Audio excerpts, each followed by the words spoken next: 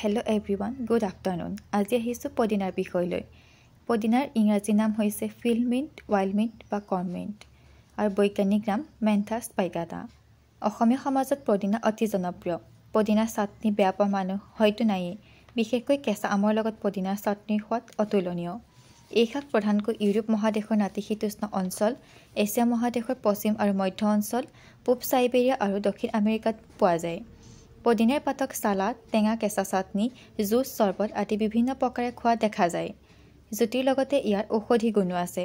পেট ফুলা, আভোক লগা আদি বেমাৰত পদিনাৰ পাত, তুলসী পাত, জালুক আৰু আদা পানীত মিহলাই উতলাই সেই পানী খালে উপশম পোৱা যায়।